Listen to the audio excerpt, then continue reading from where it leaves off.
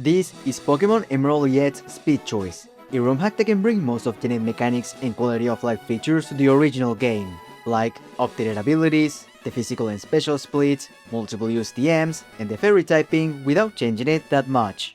Today, I'm going to try and see how easily Pidgeot can beat Pokemon Emerald with those updated mechanics. The start of the run is pretty standard, but I wanted to highlight the battle against May on Route 103 to show the differences between regular Emerald and this ROM hack.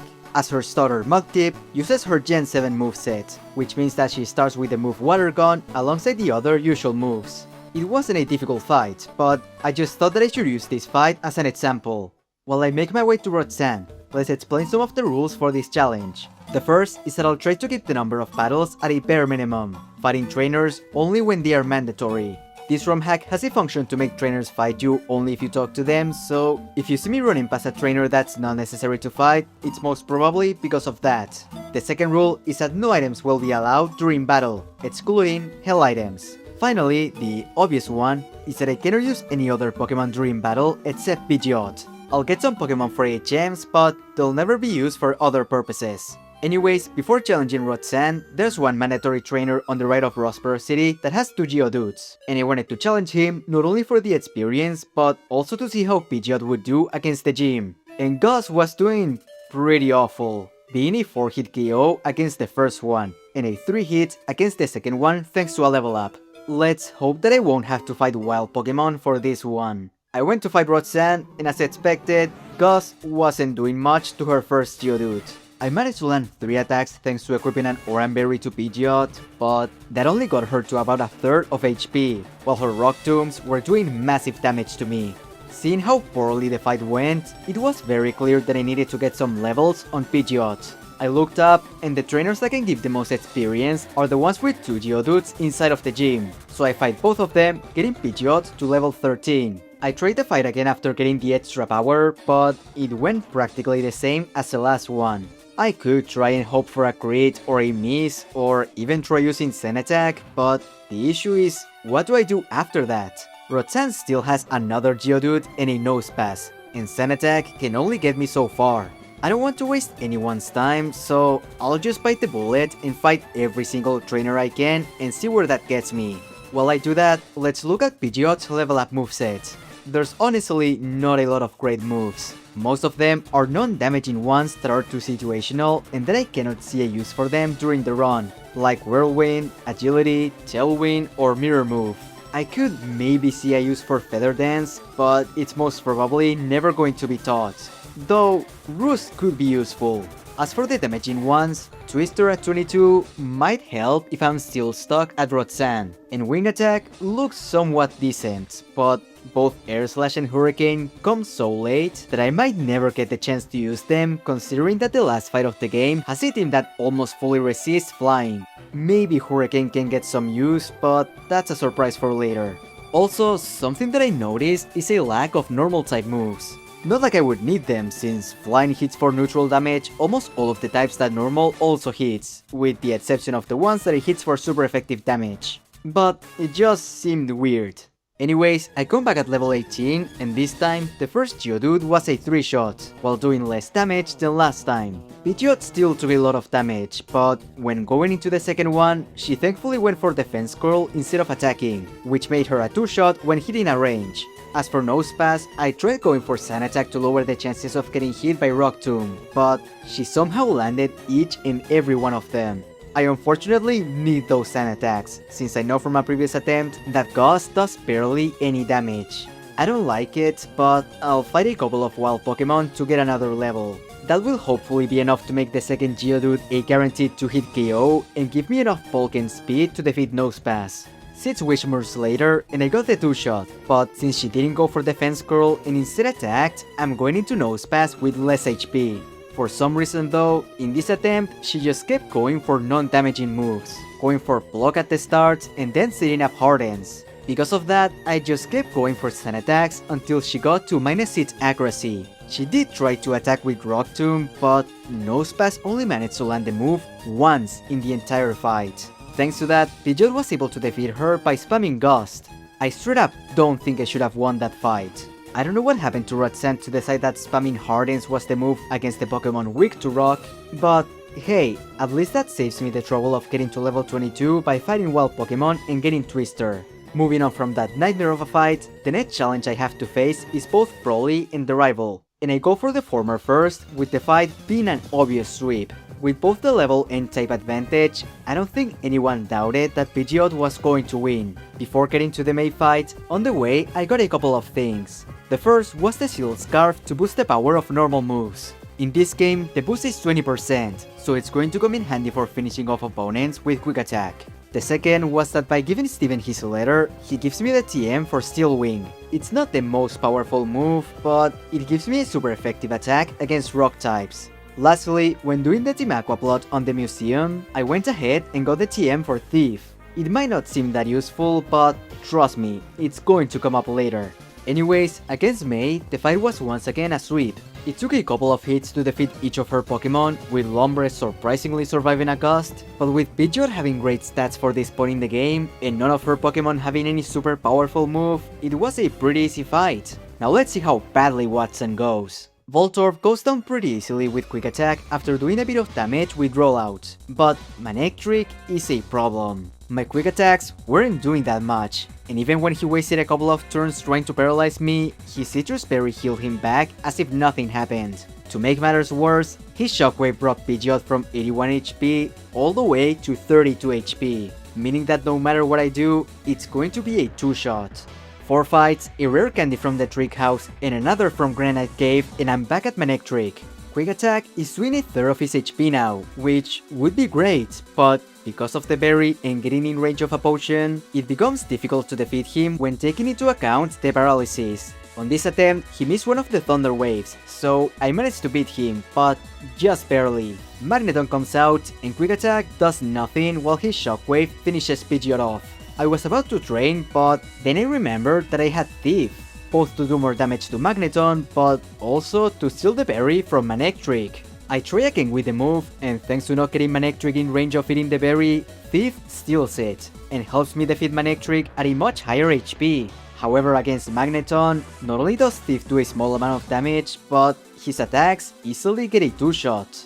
I'm going to go back to a save file I made before using the rare candies and get some extra levels before coming back, because I feel like Pidgeot is really close to being able to win. I get 3 more levels and Thief is still able to get the berry after healing from the paralysis, so I'm going once again into Magneton with a lot of HP.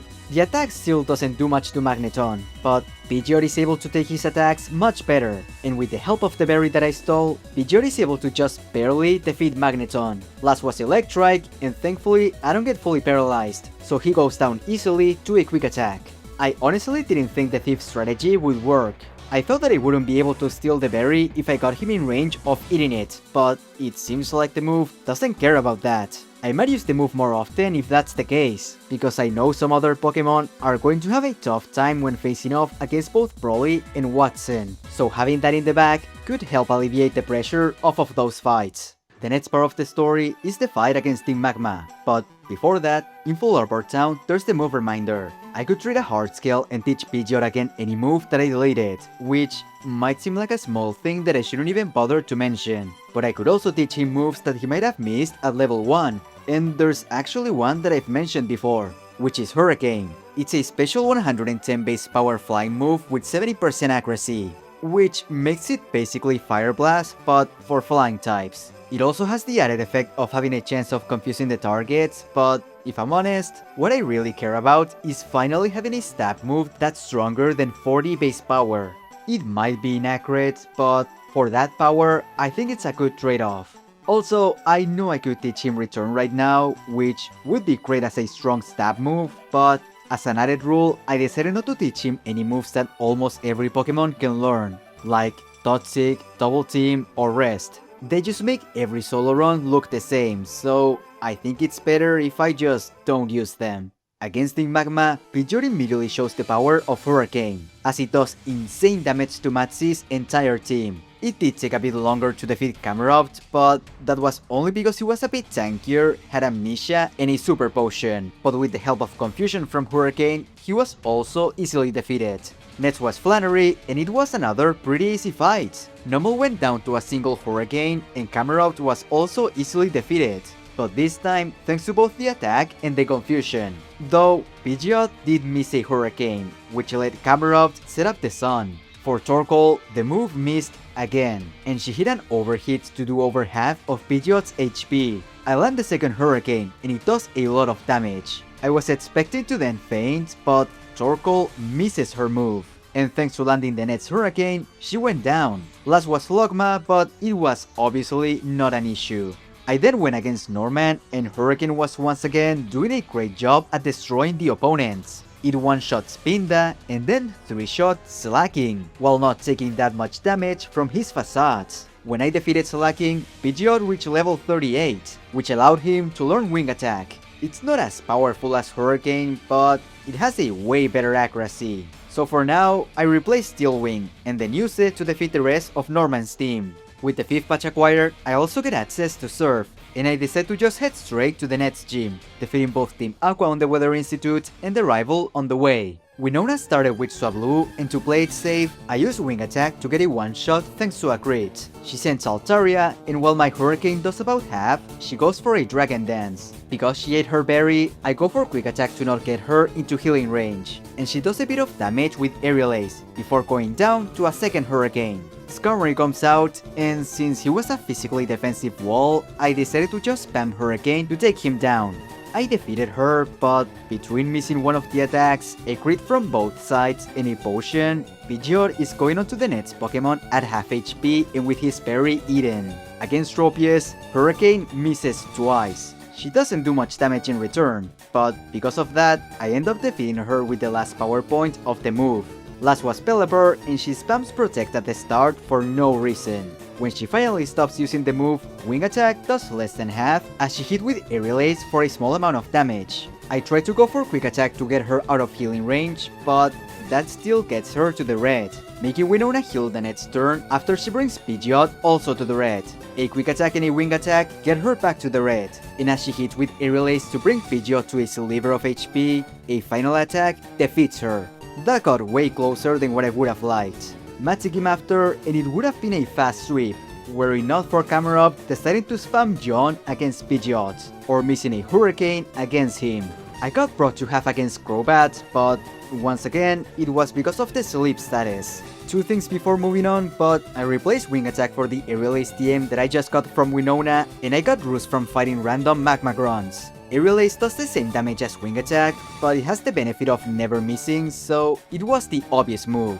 And Roost is going to be incredibly useful for healing during battles. Now, while I go through all of the trainers inside of Tate and Liza's gym, which, let's be honest, they are never an issue, let's talk about Pidgeot's TM Learn set. To be honest, there's not a lot. There's the TMs that I've already talked about, like Aerial Ace, Thief, and Steel Wing, but besides that, the only ones that could maybe come up are Hyper Beam and Fly. But Hyper Beam needs for me to do the optional rival fight, and Fly both needs a turn to hit the opponent and has a chance to miss. I can see myself maybe using the last one on the Elite Four, but with 3 out of 5 of them having a Pokemon with Intimidate, it's probably for the best to just go with Hurricane. I could also go with Double Edge from the move tutor, but as I said before, why bother with a normal type move when flying is better offensively? Going into the Tate and Liza fight, I had to bring one of the Pokemon I was using for HMs to the battle since I was forced to. The fight started pretty okay, with both Satu and Claydol targeting my HM on for attacks, while I attacked Satu with Thief, which ended up being a 2-shot against him. However, when they sent Lunatone, he didn't even get to half from my attack. I tried going for Claydol to test the damage, but the same thing happened, so they easily defeated me. I tried going with the black glasses equipped to boost the damage from Thief, and while it did make Claydol a 2-shot, unfortunately, Tate and Liza's attacks proved to be too much for Pidgeot, not even being able to get to Soul Rock before fainting. You would assume that now I would have to train, getting the fight's counter to go way higher, but thankfully, there's a bunch of rare candies that I haven't collected yet, so I traveled throughout the Hoenn region, getting every single one that was available. I ended up with a total of 11 rare candies, and I started by using 4 of them to get Pidgeot to level 51. When I challenged Tate and Liza again, the fight started pretty similar, with the only difference being that Satu now got into healing range from Thief. I wanted to test the damage against Claydol, and thanks to a crit, I got him to the red, as he went for Ancient Power. They didn't heal Claydol for some reason, so I defeated him, while Satu went for Sunny Day. Lunatone came out, and Thief got another crit, this time getting the one-shot. Satu started setting up coal mines when Solrock was sent out, so I started targeting Satu for attacks, fearing that he was going to counter with a strong Psychic. He ended up fainting without attacking, while Solrock kept hitting with Flamethrower. And this was the start of a very long battle. I wanted to heal Pidgeot with Roost, so I took the chance as Solrock kept attacking with Flamethrower. Thief was then doing about half, but thanks to the berry, the next attack was going to leave him in the red. Solrock just went for a Sunny Day in another Flamethrower as this was happening, and that's where disaster struck, as his attack burned Pidgeot. For those who don't know, getting burned means that the attack of the Pokemon gets cut in half. So not only was Pidgeot taking damage from the status, but his attacks now dealt less damage as well. To make matters worse, Tate and Liza still had 2 Hyper Potions to heal Solrock. It took countless turns of attacking with weak Thieves, getting hurt by either Flamethrower or Psychic, with the last one even getting a special defense drop, taking cheap damage from the burn, and healing with Roost, praying that he wouldn't get a crit. I had to use every single one of Roost's power points, and missing some turns due to trying to see if Hurricane would do more damage. Spoilers, it didn't. But thankfully, even with all of that happening, Pidgeot was able to win. I thought I got really lucky with the crits against Claydol and Lunatone, but I guess Tate and Liza weren't going to let me win that easily. Next was a double battle on the space station against Matsi and Tabitha with Steven, and the fight was a joke when compared to Tate and Liza. I just spammed Hurricane for the entire duration of the fight, and that ended up working great. Last of the evil team fights is against Archie, and it was yet another easy sweep. I wish I had more to say, but after the 7th gym, this battle always comes off as an easy one, even more so when his Crobat likes to lead with mean look.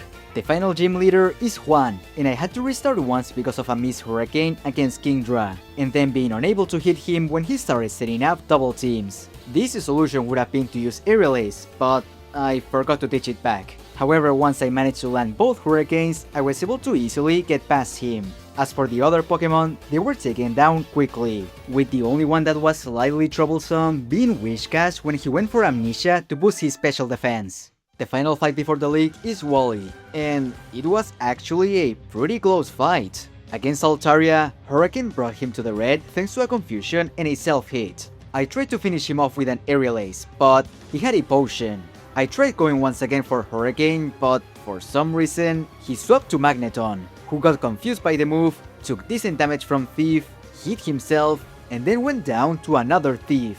That's actually really good, because I lost to him on a previous attempt. Gardevoir was next, and he easily went down to 2 Hurricanes, but not before setting up a future sight. Altaria was quickly taken out since he was weakened from before, so Roselia was sent next, but not for long as Wally swapped once again, this time to Delcatty, and this fight took forever, as my Aerial Ace triggered her Cute Charm and infatuated Pidgeot, making him unable to move for most of the fight against her. This wasn't made better when she used Assist and got Coal Mine, Psychic with Special Defense Drop, or Thunderbolt. At one point, Pidgeot got brought to only 6 HP, but was thankfully able to use a Roost to heal, and eventually defeat the evil Delcatty. Last was Roselia, but that one was an easy KO, even when I got hit before by a charm from Delcatty.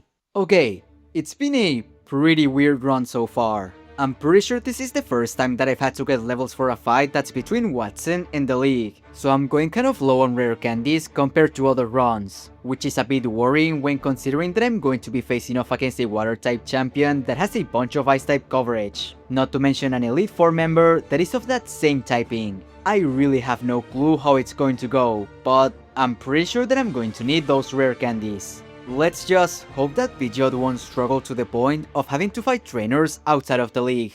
First of the Elite Four is Sydney, and as long as I landed my Hurricanes against Mariana, Absol, and Crodont, they would be easy 2-shots, with the rest being easy KOs with Aerial Ace since they were weak to flying. second of the Elite Four is Phoebe, and her first Dusclops was annoying with Protect, making me waste power points on Hurricane. Thankfully, she went down to only 2, but it made him waste too many turns. Against the first Banette, thanks to a miss, it took the rest of the power points on Hurricane to be able to get past her. For the Ace Dusclops, Thief really came in handy, not only for the super effective damage, but also to steal the berry she held. I still had to use Roost to heal, but it wasn't that difficult to knock her out, since even though she was using super effective moves, she wasn't doing that much damage. Lastly, for Sableye and the second Banette, using Aerial Ace and Thief proved to be enough to get a 2-shot against them. Third of the Elite Four is Glacia, and the fight went as well as you would expect, being able to somewhat easily take care of the first Celio with Hurricane, and then the second Celio as long as it missed a Blizzard or ran out of power points, which I can do thanks to Roost removing the flying typing out of Pidgeot. However, when reaching Wall Rain, not only does Hurricane not do that much, but even after using Roost, she was able to easily 2-shot me. Well, rare candies it is. I had 7 left from before, so I used 2 and made Pidgeot reach level 62, in which he learned Earth Slash. I know it's not going to be enough, so I also equipped him with a Sharp Beak to boost his flying moves, which I should be able to get from Wild Doduos on the Safari Zone. I try again with the new tools, and while the start goes pretty much the same, Warren is now unable to get a 2-shot on Pidgeot after he uses Roost. That should mean that Pidgeot is now able to slowly chip away at her HP, but a new problem appeared.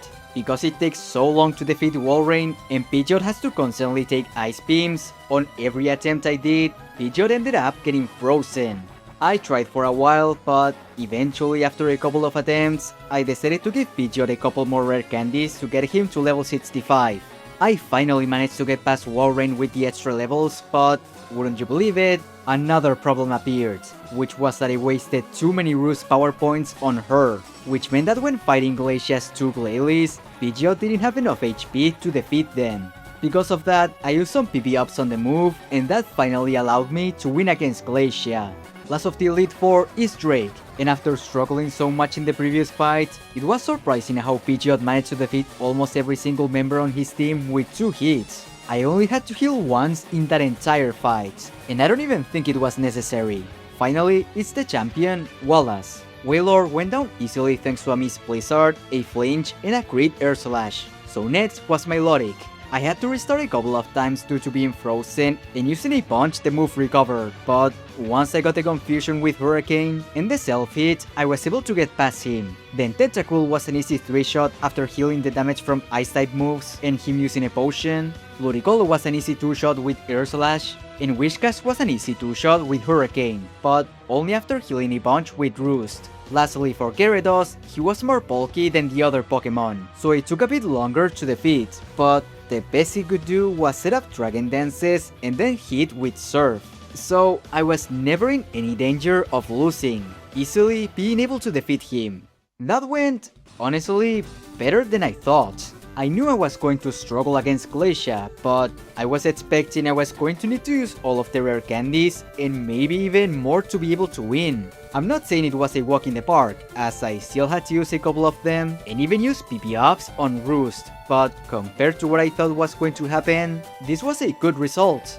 Now, as you probably know, the run is not over yet. There's still the secret post-game battle against Steven, which is no doubt going to be Pidgeot's biggest challenge. Almost all of his Pokemon resist normal, with half of them also resisting flying, and the only 2 coverage options I have, Thief and Steel Wing, are physical, which means that they're not going to be that helpful against Aggron. You know, the Pokemon that double resists flying and normal and is a physically defensive wall. I hope it won't come to that, but this fight might need for Pidgeot to reach level 100.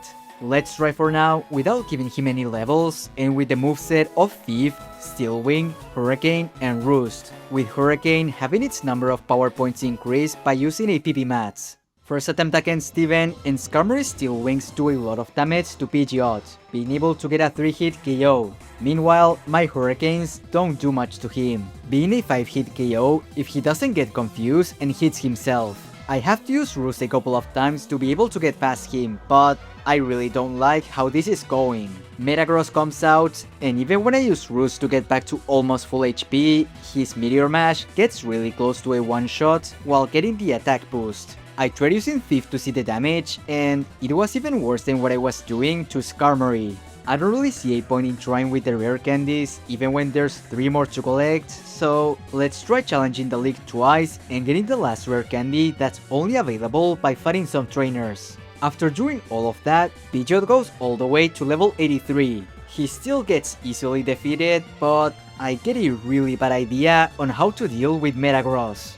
What if, and hear me out, what if I just spam Steel Wing hoping to get a couple of defense boosts? With Skarmory resisting the move and having Roost to heal alongside the newly acquired leftovers, I'm able to safely use the move a bunch of times, without risking being defeated.